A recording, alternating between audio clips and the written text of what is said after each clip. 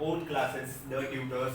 Today we are going to cover three topics of the chapter number 1 of political science. This is lecture number 2 of post World War political development chapter 9 standard. Three topics which we are going to cover today is Second World War, countries involved in Second World War and Cold War. इसके बाद का जो lecture होगा उसमें हम लोग chapter शायद से कंप्लीट कर देंगे, क्योंकि उसमें हम लोग इफेक्ट्स ऑफ कोल्ड वॉर पढ़ेंगे, ग्लोबलाइजेशन पढ़ेंगे, what happened after cold war. Those are the topics which we are going to cover. If not third lecture में या तो कंप्लीट हो गया, नहीं तो फिर फोर्थ लेक्चर में तो कंप्लीट हो ही जाएगा, क्योंकि चैप्टर इतना बड़ा है नहीं. ठीक है, so let us get started.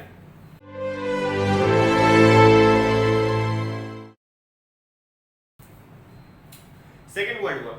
The Second World War was fought between 1939 and 1945. कभी तक चला था? 1939 to 1945. To 1945. It was almost a war fought for 6 years. 6 साल कम से कम लोग वॉर कर रहे थे. It proved to be more fatal, more far destructive than first world war. जितना फर्स्ट वर्ल्ड वॉर में नुकसान हुआ था उससे कहीं ज्यादा नुकसान सेकेंड वर्ल्ड वॉर में हुआ था. First world war was destructive, but this war was much more destructive than first world war. Not only was it more wide spread compare to first world war, but also more advanced technology was employed in this war. ज्यादा countries involve थी इसमें as compared to this first world war. Second world war में बहुत सारी countries involve थी, and second thing technology का भी बहुत ज्यादा यूज हुआ था इस पर्टिकुलर वॉर में. Countries which took part in the second world war once again faced a situation of economic crisis. जो कंट्रीज ने second world war, first world war में जिन्होंने पार्ट लिया था, चाहे वो जीत गए चाहे वो हार गए, उनको इकोनॉमिक क्राइसिस फेस करना ही पड़ा. बट जो कंट्रीज ने सेकेंड वर्ल्ड वॉर में पार्ट लिया था उनको भी कुछ फायदा तो हुआ नहीं, सिर्फ इकोनॉमिक क्राइसिस ही फेस करने पड़े. So which were those countries? There were allied powers and there were axis powers. तो अलाइड पावर्स में कौन सी कंट्रीज थी? देखो, Britain, that is British, France, Australia, Canada, New Zealand, India, Soviet Union, China, America. These were allied powers. Allied powers मतलब एक type के एक one first group. And axis power Germany, Japan and Italy. allied powers basically वो countries involve होती है उसमें जो world war चालू होने के बाद इन्वॉल्व होते हैं. मतलब जब axis powers are those countries, are those powers who are the basic reason why second world war took place. Germany, Japan and Italy are the axis power, और यही एक रीजन है, यही तीन कंट्रीज है जिनके वजह से शायद वर्ल्ड वॉर 2 हुआ रहेगा. और उस वर्ल्ड वॉर 2 के स्टार्ट होने के बाद जो कंट्रीज जुड़ते गए, वो सारी कंट्रीज जो थी वो कौन सी थी? Britain, France, Australia, Canada, New Zealand, India, Soviet Union, China, America. These were the countries who grew, who became the part of Second World War. उनके बस में कुछ भी नहीं था, ना चाहते हुए भी उन लोग Second World War का हिस्सा बन गए. America played a major role in the Second World War. सबसे important country अगर कोई थी तो वो अमेरिका थी. It had manufactured nuclear weapons. उन्होंने न्यूक्लियर वेपन्स बनाया था. In order to end the war, it dropped 2 nuclear weapons on the cities of Japan. Obviously, you know the name. There were 2 nuclear weapons which were dropped on Japan, Hiroshima and Nagasaki. वो 2 cities थी जहाँ पर वो लोग ने nuclear bomb attack किया था. On 6th and 9th August 1945 respectively. On 6th and 9th August 1945 respectively. मतलब 6th और 9th अगस्त को उन लोग ने 2 बॉम्ब न्यूक्लियर अटैक किया हिरोशिमा एंड नागासाकी पे, जो कि जापान की 2 मेजर सिटीज है. किसने किया? अमेरिका ने किया. In reply of Japan attacking the Pearl Harbor. Pearl Harbor is the harbor, और यू कैन से बीच, और you can say dockyard of America, जहां पर जापानीज ने बहुत ज्यादा फेटल अटैक किया था.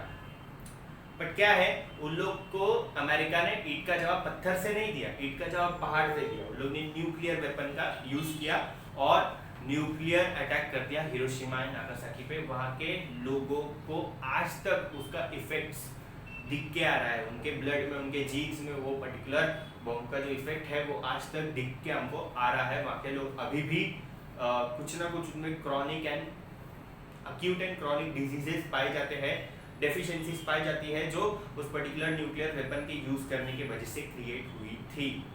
समझ में आ रहा है? Now second world war ended with the defeat of Germany in Europe and Japan in Asia. दो कंट्रीज जो अलाइड एक्सिस पावर्स में आती थी, जर्मनी एंड जापान, उन दोनों की डिफीट हुई।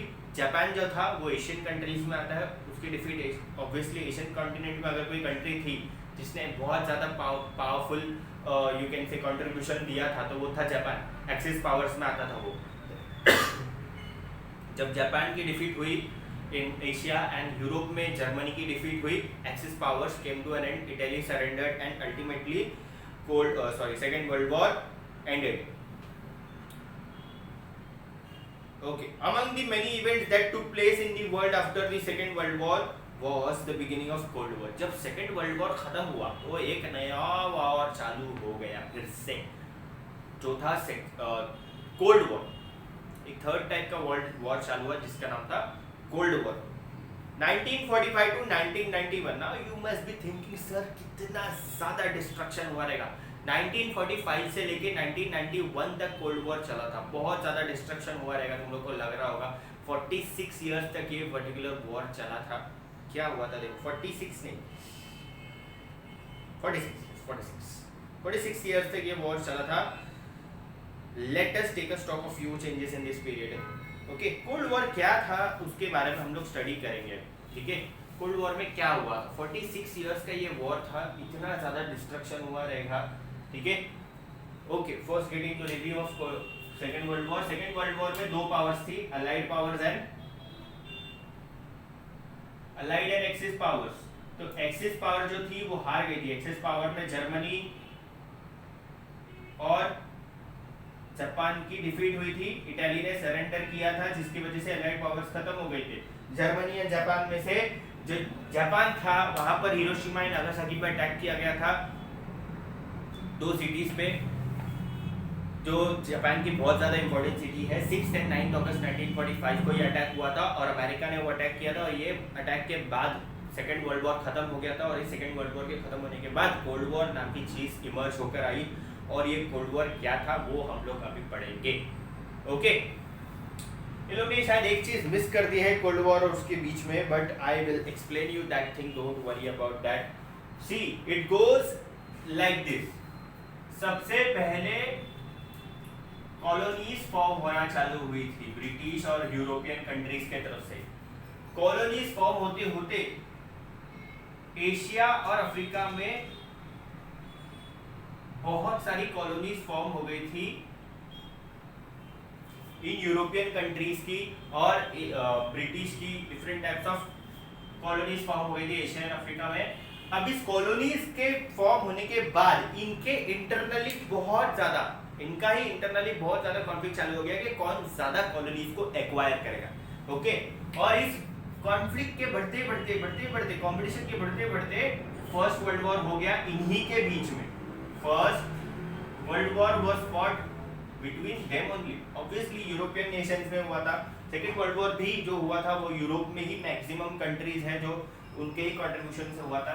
फर्स्ट वर्ल्ड वॉर खत्म होने के बाद वॉर जैसी सिचुएशन ना हो इसके लिए लीग ऑफ नेशन फॉर्म हुआ था, ठीक है। फर्स्ट वर्ल्ड वॉर खत्म होने के बाद वापस से वॉर जैसी सिचुएशन ना क्रिएट हो इसलिए लीग ऑफ नेशन फॉर्म हुआ था। बट लीग ऑफ नेशन ने छोटे मोटे डिस्प्यूट्स को सॉल्व करने में कामयाब रहा, बट बड़े डिस्प्यूट्स को सॉल्व नहीं कर पाया। जो ग्रजेस थे, जो बदला लेने की भाव थी जर्मनी के अंदर, जो जर्मनी हार गया था उनके मुंह पर एक करारा चमाट पड़ा था। अमेरिका ने ये बोला था फर्स्ट वर्ल्ड वॉर खत्म होने के बाद कि जो कंट्री हारी है वो कंट्री खुद का तो लॉस उठाएगी ही, साथ में जो कंट्रीज जीती है उनका भी जो लॉस हुआ है उसको भी बेयर करेगी। और उस कंट्रीज में हारने में सबसे बड़ा हाथ था जर्मनी का। जर्मनी जो था सबसे स्ट्रॉन्गेस्ट कंटेस्टेंट था, सबसे स्ट्रॉन्गेस्ट कंट्री थी in first world war, still Germany हार गई just because at the end America came and ended the war. First world war में भी अमेरिका ने ही वॉर को खत्म किया था, सेकेंड वर्ल्ड वॉर में भी अमेरिका ने ही वॉर को खत्म किया था। हम लोग सेकेंड वर्ल्ड वॉर को आगे पढ़ेंगे। फर्स्ट वर्ल्ड वॉर जब खत्म हुआ, जर्मनी के ऊपर बहुत ज्यादा बर्डन था to pay the penalties, to make it clear to each and every country in the world that they are in fault। Germany बहुत ज़्यादा बोलते हैं ना जलील भी हो गई थी और उनके ऊपर इकोनॉमिक क्राइसिस भी बहुत ज़्यादा आ गया था, बर्डन भी बहुत ज़्यादा आ गया था, पेनल्टी भी भरना था, कितने सारे उनके सोल्जर्स मरे थे and it became very helpless. Germany बहुत ज़्यादा हेल्पलेस हो गया था, पर जर्मनी को बदला लेना था फिर भी। तो लीग ऑफ नेशन कब खत्म हुआ? जब जर्मनी के अंदर एक इंसान बदला लेने के लिए लीड लेकर ऊपर जर्मनी को आया और वो थे एडोल्फ हिटलर। ठीक है, और उन्होंने इटली और जापान की मदद से सेकेंड वर्ल्ड वॉर को एक्शन में लाया। जो थे एक्सिस पावर्स, एक्सिस यानी कि मेन पावर्स, और एलाइड पावर्स जो उसके वजह से फॉर्म हुए, जो वॉर के वजह से फॉर्म हुए थे, वो कंट्रीज बहुत सारी थी, उसमें British, India, Australia, New Zealand, certain countries वर इन्वॉल्व। ये वॉर चलते चलते चलते चलते अगेन अमेरिका बीच में आया। अभी तुम लोग एक बात बताता हूँ, कोल्ड वॉर का पैराग्राफ स्टार्ट होने के पहले एक बहुत इंटरेस्टिंग चीज बताता हूँ मैं कि क्या क्यों कोल्ड वॉर हो रहा था। कोल्ड वॉर दो कंट्रीज के बीच में हो रहा था, सोवियत यूनियन यानी कि रशिया और अमेरिका। अब मैंने ये चीज तो बता दिया, तुम लोग बोलोगे सर रशिया और अमेरिका तो एक ही साइड थे ना। ये जो अलाइड पावर्स है, अलाइड पावर्स में रशिया, सोवियत यूनियन यानी कि रशिया और अमेरिका एक ही टीम में थे, बट इन्हीं दोनों के बीच में कोल्ड वॉर हो रहा था। तुम लोग बोलोगे सर क्यों ऐसा? समझ रखो, सेकेंड वर्ल्ड वॉर खत्म हुआ और फॉर्म हुआ United Nations Organisation, United Nation Organisation. ठीक है, यूएनओ, जो कि अभी तक चल रहा है। यूएनओ अभी तक चल रहा है और उन्हीं के वजह से आज तक फिर से वर्ल्ड में कोई वर्ल्ड वॉर 3 जैसी सिचुएशन नहीं हुई है। पर तुम लोग सर कोल्ड वॉर कैसे हो गया? फिर 46 इयर्स तक दो कंट्रीज के बीच में वॉर कैसे चला sir? The name is cold war and cold means a battle without weapons, a battle which is fought with only tongue। verbally उनके बीच में वॉर चल रही थी। समझ में आ रहा है? अब तुम लोग बोलोगे सर ऐसा कैसे हो सकता है, क्या हो रहा है ये सब? आपसे 46 इयर्स तक कोई कैसे खाली बात कर सकता है और उसको हम लोग वॉर कैसे बोल सकते हैं? देखो, जब सेकेंड वर्ल्ड वॉर खत्म हुई, खत्म किसने किया? ऑब्वियसली हिरोशिमा और नागासाकी के बॉम्ब गिरा के अमेरिका ने खत्म किया। अमेरिका वॉज ये देखो, अमेरिका जो था उसका नाम लास्ट में लिखा है, अलाइड पावर्स में लास्ट में लिखा है। क्यों? क्योंकि अमेरिका जो था ना वो बहुत पीसफुली सब देख रहा था। जब तक कोई उसके ऊपर अटैक नहीं करेगा अमेरिका के ऊपर, तब तक अमेरिका रिप्लाई नहीं देने वाला था। सिंपल सी बात है, अमेरिका किसी को भी रिप्लाई देने वाला नहीं था अगर उसके ऊपर कोई अटैक नहीं करने वाला था। पर अमेरिका पे जो पर्ल हार्बर नाम की जो जगह है, वहां पर जापान ने अटैक किया और जापान ने अटैक करने के बाद अमेरिका ने उसका जवाब ईंट का जवाब पहाड़ से दिया, ना कि पत्थर से। न्यूक्लियर वेपन का अटैक किया और वॉर को खत्म कर दिया। मैंने क्या बोला था यहाँ पर कि रशिया भी इन्वॉल्व है। रशिया अमेरिका एक ही साइड थे, एक ही टीम में थे। रशिया को लग गया बुरा that I am the most powerful country in allied team. Allied में अमेरिका और मैं दोनों पावरफुल है। I was waiting, I was fighting the battle with all the allied countries। allied countries के साथ मिलके मैं एक्सिस पावर्स के साथ फाइट कर रहा था। रशिया को ऐसा पूरा कॉन्फिडेंस था कि वो वॉर को खत्म करेगा। रशिया को लग रहा था कि वो वॉर को खत्म करेगा, बट रशिया के अलावा अमेरिका भी था। अमेरिका का कोई टेंशन नहीं था वॉर खत्म करने का, अमेरिका का कोई टेंशन नहीं था हिरोशिमा और नागासाकी पे न्यूक्लियर वेपन्स गिराने का। But just because they wanted to answer, they wanted to show that if someone message with America, America replies it with a great intensity and then America replied it with nuclear weapon attack. And Russia को बुरा लग गया कि मेरे होते हुए कोई दूसरी कंट्री वॉर को कैसे एंड कर सकती है। This was the basic reason जो बुक में नहीं लिखा है, ठीक है।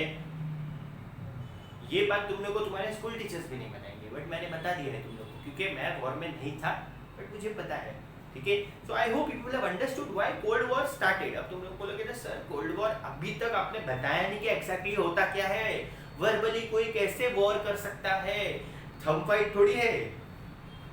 देखते हैं कोल्ड वॉर क्या है, ठीक है।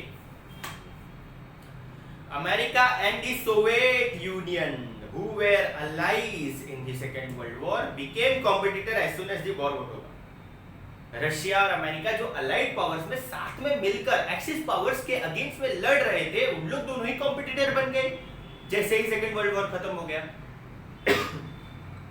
The cooperation between them gave way to rivalry।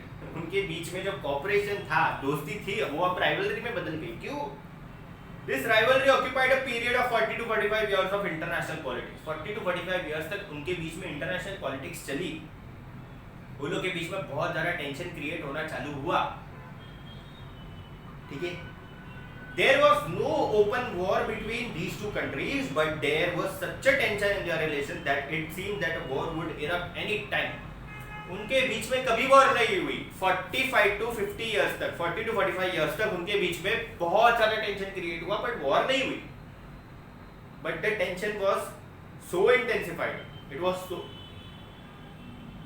So intense that a war can break out in any moment. ऐसा दुनिया भर को टेंशन था कि कभी भी लोग एक दूसरे पे अटैक कर सकते हैं, बट उन्होंने अटैक नहीं किया। The concept of cold war is used to describe the conditions where there is no actual war but there are such tensions in the circumstances that they may be responsible to cause war। अब तुम लोग बोलोगे sir क्या बोला ये आपने, war नहीं हो रहा था बट टेंशन इतना था कि दुनिया भर को टेंशन था, उनके बीच में ही इतना टेंशन क्रिएट हो गया कि तो दुनिया भर को टेंशन हो रहा था कि उनके बीच में जो टेंशन है उसकी वजह से वॉर ना क्रिएट हो जाए, वॉर इरप्ट ना हो जाए। अब कोल्ड वॉर जो था ना, अगर वो वॉर एक्चुअल वॉर में कन्वर्ट हो जाता तो दुनिया ही खत्म हो जाती। तुम लोग बोलोगे सर कि ऐसा कैसे, दुनिया कैसे खत्म हो जाती? आप तो बोले कि कोल्ड वॉर में वॉर ही नहीं हुआ, पर अगर होता तो, क्योंकि उन्होंने कुछ ऐसा किया था जो मैं आगे बताऊंगा। In this period, America was already a superpower, but the Soviet Union also tried to become a superpower by making nuclear weapons and by increasing its military might। The struggle for power, arms race, differences in ideologies, attitude of checkmating each other by strategies and counter strategies gave rise to the Cold War।